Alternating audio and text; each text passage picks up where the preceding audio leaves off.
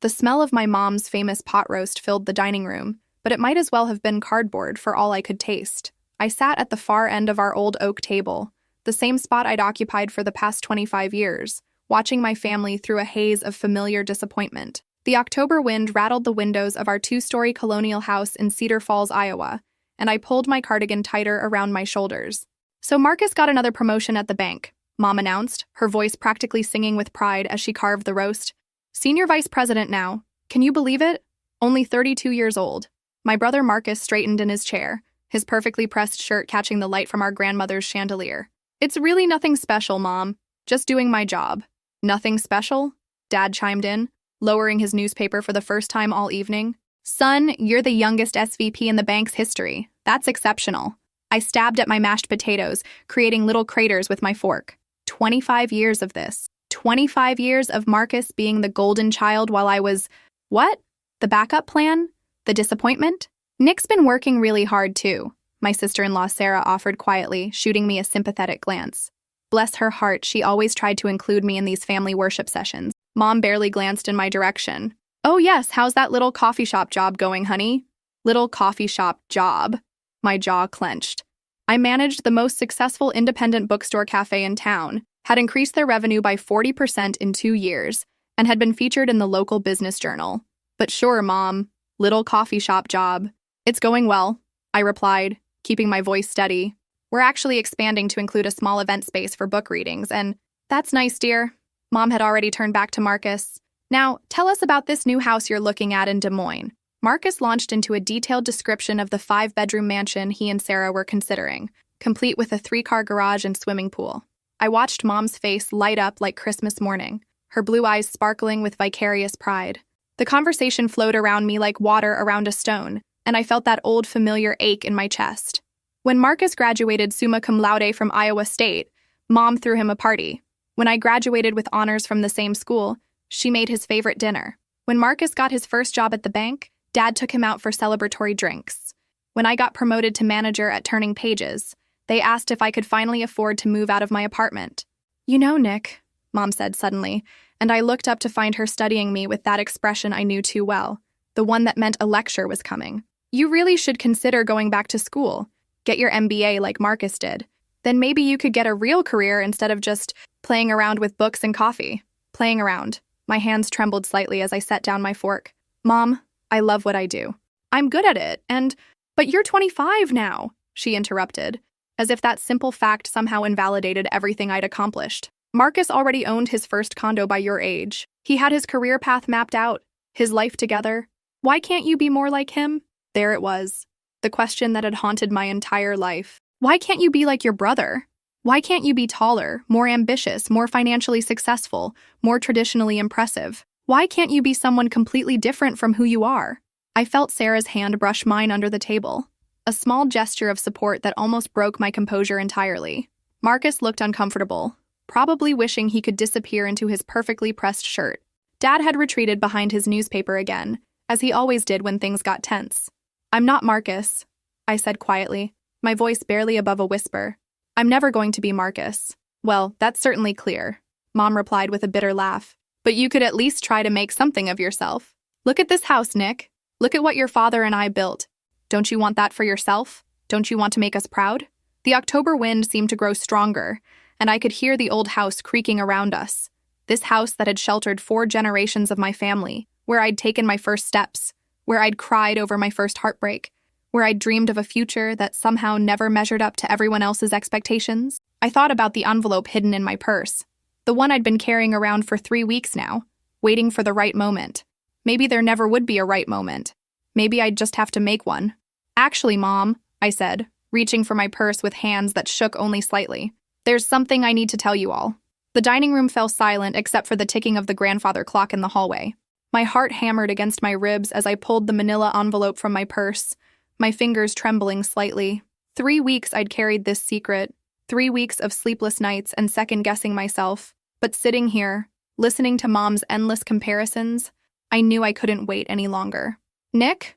Sarah's voice was gentle, concerned. "Are you okay?" I looked around the table at my family. Dad had finally lowered his newspaper, his weathered face creased with confusion. Marcus leaned forward, His banker's instincts probably sensing something significant was about to happen. Mom just looked annoyed, as if I was interrupting her precious time with her golden child. "You want to know why I can't be more like Marcus?" I said, my voice steadier than I felt. "You want to know why I'm still living in that little apartment, working at that little coffee shop job?" "Oh, Nick, please don't be dramatic," Mom sighed, reaching for her wine glass. "We're just trying to help you. This house is going into foreclosure." The words dropped into the room like a stone into still water, creating ripples of shock that I could actually see on everyone's faces. Mom's wine glass stopped halfway to her lips. Dad's newspaper crumpled in his grip. Marcus went pale, his perfect composure finally cracking. "What?" Mom whispered. I opened the envelope with careful precision, my hands no longer shaking. Amazing how calm I felt now that the truth was finally coming out. 3 months ago, I got a call from someone at First National Bank. They were looking for Dad, but he wasn't answering his phone. They needed to discuss the mortgage situation. Dad's face had gone ashen. "Nick, I can explain." "You're 6 months behind on payments," I continued, my voice gaining strength. "The house was scheduled for foreclosure next month. They were going to sell it at auction." I pulled out the first document, a letter from the bank with bright red stamps across the top. "This house that you built, that 4 generations of our family have lived in, was going to be gone." Mom set down her wine glass with a sharp clink. "That's impossible. Your father handles the finances. He would have told us if I lost my job 8 months ago," Dad said quietly, his voice barely audible. "The plant closed down. I've been looking for work, but at 62, it's not easy." I didn't want to worry anyone, especially with Marcus doing so well, and "Dad," my voice cracked, and for a moment I was 7 years old again, watching my strong, capable father teach me how to ride a bike in this very yard. "Why didn't you tell us?" "Because I thought I could fix it," he said, tears gathering in his eyes. "I thought I could find another job, catch up on the payments. I didn't want to be a burden." The silence that followed was deafening. I could hear my own heartbeat, the wind outside, the old house settling around us like it was sighing. This house that had seen birthday parties and Christmas mornings, graduations, and heartbreaks was almost lost because of pride and miscommunication. "But you said it was going into foreclosure," Marcus said slowly, his banker's mind working through the timeline. "Past tense. What did you mean?" I took a deep breath and pulled out the second document. This one was crisp and official, bearing the seal of the county recorder's office.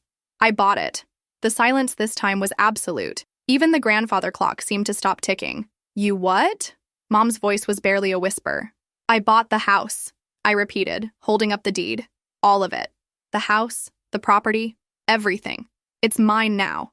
Marcus leaned back in his chair like I'd physically pushed him. "How?" "I mean, the down payment alone would be—" "I've been saving for 8 years, I said, looking directly at Mom. "While you thought I was just playing around with books and coffee, I was actually building something. The bookstore has been incredibly successful. I started a small publishing imprint for local authors. I do freelance marketing consulting. And yes, I've been living in that tiny apartment and driving that old Honda because I was saving every penny I could." Mom's mouth opened and closed like a fish out of water. "But why didn't you tell us? Why didn't you ask for help?" I almost laughed, but there was no humor in it. Ask for help? From who? The family that thinks my career is a joke? The family that asks why I can't be more like my perfect brother? You never asked about my life, Mom. You never asked about my dreams or my goals or what I was working toward. You just assumed I was failing. Sarah reached across the table and squeezed my hand. "Nick, this is incredible. You saved your family's home." "I saved our family's home," I corrected, looking around the table. "Because that's what you do for family, even when they don't believe in you." Dad was crying now, silent tears streaming down his cheeks. "Honey, I'm so sorry. I should have come to you, should have trusted you with the truth. And I should have trusted you with mine," I admitted. "I've been carrying this secret for 3 weeks, scared to tell you because I didn't know how you'd react. Would you be grateful? Resentful? Would you think I was trying to show off or hold it over your heads?" Mom finally found her voice, though it came out small and broken. "What does this mean? For the house? For us?" I looked down at the deed in my hands, this piece of paper that represented everything I'd worked for, everything I'd sacrificed. "It means you get to stay. It means the house stays in the family, and it means maybe, just maybe, you might start seeing me for who I really am instead of who you think I should be." The October wind rattled the windows again, but somehow the sound was different now, less like a threat and more like a promise of change coming. The next morning, I woke up in my childhood bedroom for the first time in 7 years. After last night's revelation, nobody felt like driving home in the dark, least of all me. I'd spent the night staring at the glow-in-the-dark stars I'd stuck to the ceiling when I was 12, thinking about how everything had changed in the span of a single dinner. Sunlight streamed through the lace curtains Mom had hung decades ago, casting intricate shadows across the hardwood floor Dad had refinished by hand when I was in high school. This house held so many memories, and now it was legally mine. The weight of that responsibility sat heavy on my chest. I found Dad in the kitchen, standing at the window with a cup of coffee, watching the maple tree in our backyard shed its autumn leaves. He looked older than I remembered, his shoulders curved with worry and shame. "Couldn't sleep either?" I asked softly, not wanting to startle him. He turned, and I saw he'd been crying again. "I keep thinking about how close we came to losing all of this. How I almost lost the house your great-grandfather built with his own hands because I was too proud to ask for help." I poured myself coffee from the pot he'd made, inhaling the familiar aroma of the brand he'd been buying for 30 years. "Dad, losing your job isn't your fault. The economy has been brutal, especially for manufacturing. But I should have told you all sooner. Should have swallowed my pride and what? Let Marcus swoop in and save the day again?" The bitterness in my voice surprised even me. Let him be the hero while you felt even smaller? Dad's eyes widened. "Nick, I never meant for you to feel less important, less valuable, like my accomplishments don't matter." I sat down at the kitchen table, running my fingers over the familiar scratches and rings left by years of family meals. "Dad, do you have any idea what I've built, really built? Not just the money part?" He sat across from me, his coffee mug cupped in weathered hands. "Tell me." For the first time in years, someone in my family was actually asking about my life. The moment felt so fragile I was afraid to breathe wrong and break it. "Turning Pages isn't just a bookstore," I began. "When I started there, they were barely staying afloat. I convinced the owner to let me expand the coffee section, create a real cafe atmosphere. Then I started hosting events, book clubs, poetry nights, local author readings. We became a community hub." Dad nodded, encouraging me to continue. "Then I noticed how many talented writers we had in Cedar Falls who couldn't get published by the big houses. So I started a small press, Cornfield Literature. We've published 12 books in the past 2 years, and 3 of them have won state literary awards." "I had no idea," Dad whispered. "The consulting work started by accident. Other small businesses in town started asking how I'd turn Turning Pages around. Now I help local entrepreneurs with marketing and business development. I've helped save 4 businesses from closing and helped 8 new ones get started." I pulled out my phone and showed him a photo from last month's Harvest Festival. "See this? I organized the whole literary section of the festival. We raised enough money to fund the new children's reading program at the library." Dad studied the photo, his expression shifting from shame to something I'd never seen before. "Pride. Actual pride in me. Your mother needs to see this," he said quietly. "Does she, though?" I asked, the old hurt creeping back in. "Because last night wasn't the first time she's dismissed what I do. It's been my whole life, Dad. Every achievement, every success, it's either not good enough or not important enough or not like what Marcus would do." The kitchen door swung open, and Mom appeared in her robe, her hair disheveled and her eyes red from crying. She stopped when she saw us, looking uncertain and fragile in a way I'd never seen before. "I couldn't sleep," she said, her voice hoarse. "I kept thinking about what you said last night, about us never asking about your life." I tensed, waiting for the lecture or the justification or the deflection that usually followed Mom's moments of vulnerability. Instead, she sat down at the table and looked directly at me. "Tell me about your business. The real business. Not what I assumed it was." For the second time that morning, someone in my family was actually asking. I glanced at Dad, who nodded encouragingly, then back at Mom. "Which part do you want to know about?" "All of it," she said simply. "I want to understand what I've been missing." So I told her. About the bookstore's transformation, about the publishing company, about the consulting work, about the 18-hour days and the careful budgeting and the calculated risks, about the rejection letters and the small victories and the slowly growing bank account. Mom listened without interrupting, her expression changing gradually from skepticism to surprise to something that might have been respect. "You did all this while working full-time at the bookstore?" she asked. "Most of it nights and weekends, yeah. Sarah helped sometimes. She designed our logo and website." "Sarah knew about this?" Sarah asked. I said gently. "She's been asking about my work since the day Marcus brought her home. She's the only one who ever seemed interested in what I was actually doing." Mom flinched like I'd slapped her. "I thought I was being encouraging. I thought suggesting you go back to school." "You thought my dreams were too small," I interrupted. "You thought what I was building wasn't worth your attention because it wasn't traditional success. Because it wasn't Marcus's path." The kitchen fell silent, except for the old refrigerator humming and the leaves rustling outside. Mom stared down at her hands, and I could see her wrestling with something. "I was wrong," she said finally, so quietly I almost didn't hear her. "I was so wrong, and I don't know how to fix it."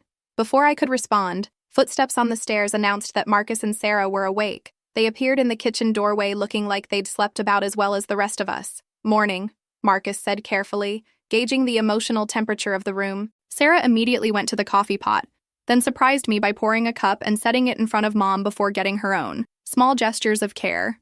Something else I'd been missing. "We need to talk," Marcus said, sitting down heavily. "All of us. About last night. About the house. About everything."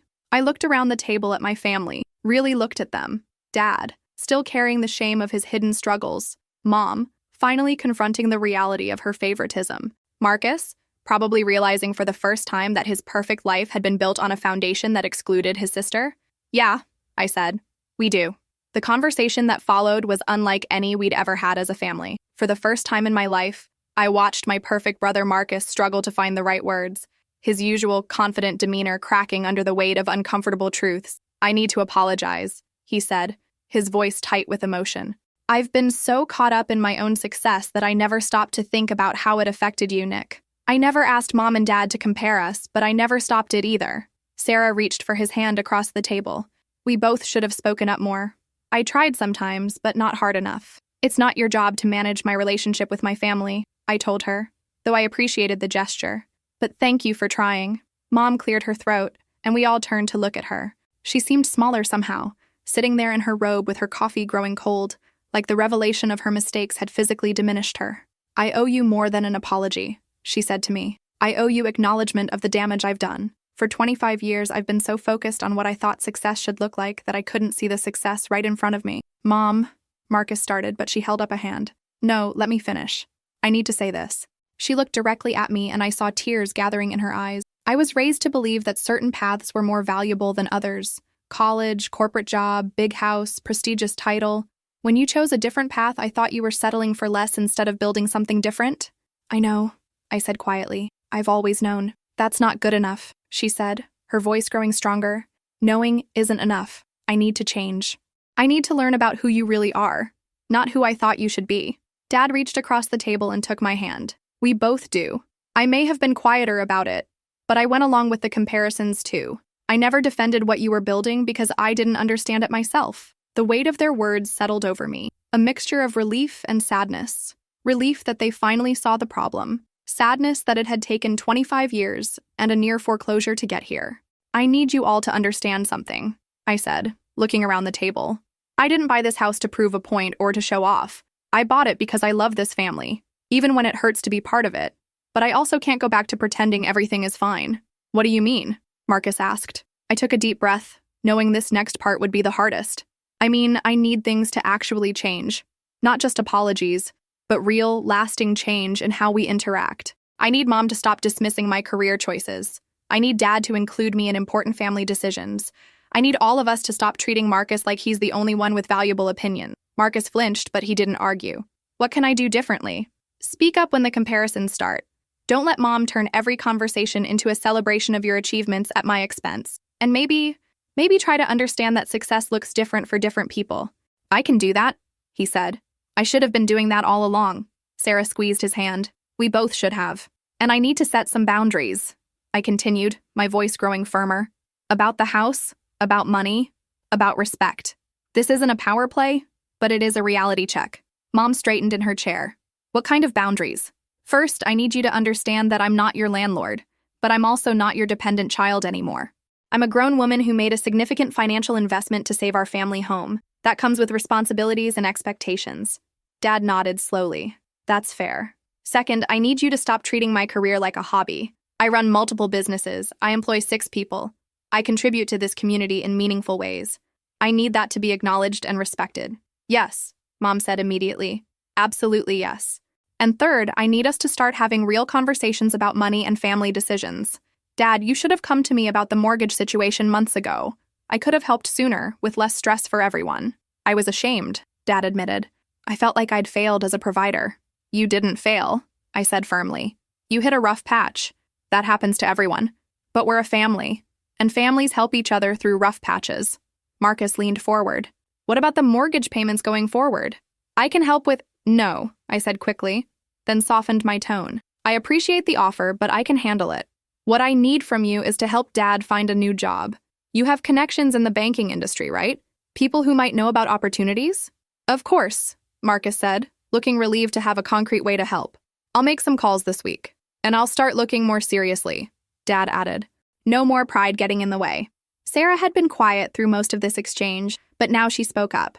Nick, I hope you know how much I admire what you've done. Building your businesses, saving the house, standing up for yourself. It takes incredible strength. Thank you, I said, meaning it. And thank you for being the one person in this family who always asked about my life instead of just assuming you knew what it was. I want to ask too, Mom said quickly. I want to learn about your businesses, your plans, your dreams. I want to be the mother who supports you instead of the one who tears you down. I studied her face, looking for signs of the performative emotion she sometimes put on when she felt guilty about something. But what I saw was genuine remorse and a desperate desire to make things right. It's going to take time, I said. Changing relationship patterns that have been in place for 25 years doesn't happen overnight. I understand, she said, but I want to try. We all want to try. I looked around the table at my family, the same faces I'd seen across countless meals, but somehow they looked different now. More real, more vulnerable, more human. Okay, I said. Let's try.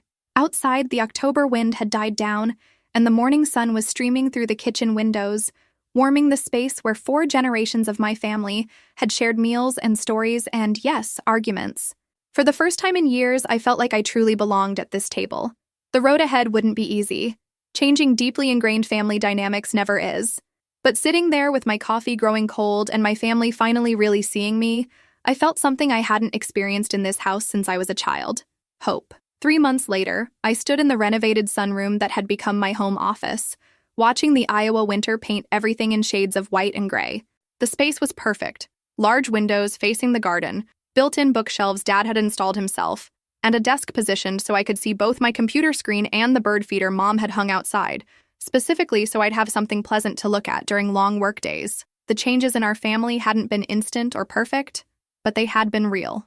Dad found a new job at a smaller manufacturing company, thanks to a connection Marcus made through his banking network. The pay was less than his previous job, but the work environment was better, and he came home energized instead of defeated.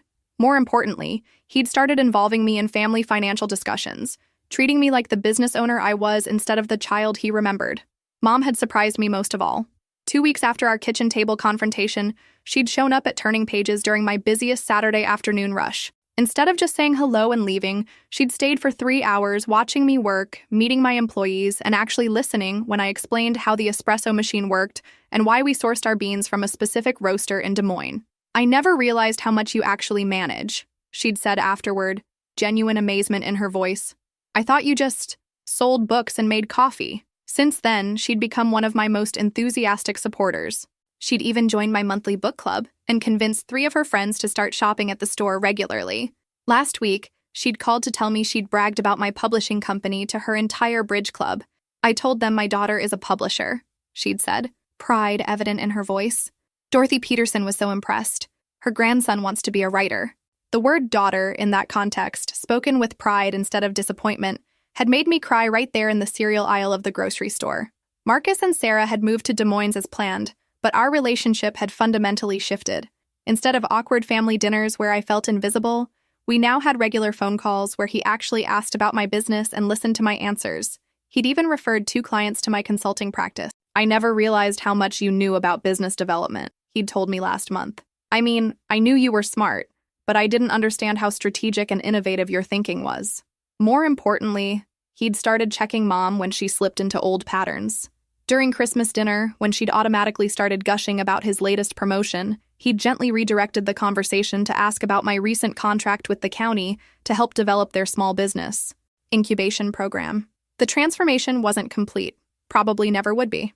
Mom still sometimes caught herself mid-comparison. Dad still occasionally tried to protect me from financial realities I was perfectly capable of handling. Marcus still sometimes spoke about business as if his banking experience was the only valid perspective, but they caught themselves now. They apologized when they slipped. And most importantly, they asked questions instead of making assumptions. My phone buzzed with a text from Sarah. Book club tonight still happening? I'm driving down from Des Moines. I smiled and typed back, yes. We're discussing the new novel from Cornfield Literature. The author will be here for Q&A. Sarah had become an unofficial member of our book club, making the 2-hour drive from Des Moines once a month to attend. She said it was because she loved the literary discussions, but I suspected it was also because she wanted to support what I'd built here. Another text, this one from Mom. Made your favorite cookies for tonight. Dad wants to know if the author would like to stay for dinner after. The simple domesticity of the message, the assumption that of course our family dinner would include my work colleague, of course my parents would want to meet someone important to my business, would have been unthinkable 6 months ago. I walked through the house, my house, checking that everything was ready for tonight's event. The living room was set up with chairs borrowed from the church, the dining room table laden with refreshments Mom had insisted on providing, and the kitchen stocked with enough coffee to caffeinate a small army. Looking around these rooms where I'd grown up, I felt a deep sense of completion. Not the completion of achieving someone else's dreams, but the satisfaction of building something entirely my own while honoring where I came from. The front door opened and Dad appeared carrying a box of books from my car. Last load, he announced, setting them down carefully. That author of yours is going to be impressed with the turnout. I count at least 40 people signed up. Patricia Chen is her name, Dad. And yes, I think she'll be pleased. This is the biggest audience we've had for a local author event. Patricia Chen, he repeated, making sure he had it right. The one who wrote the novel about the immigrant family in rural Iowa? That's her. I was still getting used to this. Dad taking interest in the details of my work, remembering names and storylines, treating my business events as important. I read it, he said, and I turned to stare at him. What? You said it was good. I wanted to understand what you were publishing. The casual way he said it, as if reading books published by his daughter's company was perfectly normal, made my throat tight with emotion. What did you think? I think you have excellent taste in literature, he said, then paused. And I think I'm incredibly proud of what you've built here, Nick. Not just the business success, but the community you've created. The way you've brought people together around books and stories and ideas. Before I could respond, Mom bustled in from the kitchen, wearing the apron I'd given her for Christmas, with Proud Book Mom embroidered on the front. Is everything ready? She asked, then stopped and looked between Dad and me. What's wrong? You both look emotional. Nothing's wrong, I said, wiping my eyes. Everything's exactly right. She studied my face, then smiled. Not the performative smile she used to use when she was trying to smooth over family tension, but a genuine expression of understanding and love. Good, she said simply, because I invited the whole book club to stay for dinner after the event. I hope that's okay. Of course it's okay, I said. It's perfect. As the afternoon sun began to set, painting the snow-covered yard in shades of gold and pink, I felt a profound sense of gratitude. Not for the family I'd wished I had, but for the family we'd become. Not perfect, not without ongoing challenges, but real and honest, and committed to growing together. Tonight, 40 people would gather in my childhood home to celebrate literature and community. My parents would welcome them warmly, my brother would call to wish me luck, and my sister-in-law would drive 2 hours just to be part of something I'd created. 6 months ago, I'd sat at that dining room table feeling invisible and unvalued, wondering if I'd ever be enough for my family. Tonight, I would stand in that same room, surrounded by people who understood and appreciated what I'd built, including the family members who had finally learned to see me clearly. I thought about the deed upstairs in my desk drawer, the legal document that made this house mine. But ownership, I'd learned, was about more than paperwork. It was about belonging, about being seen and valued, about having your contributions recognized and celebrated. For the first time in my life, I truly belonged here, and that was worth more than any deed could ever convey.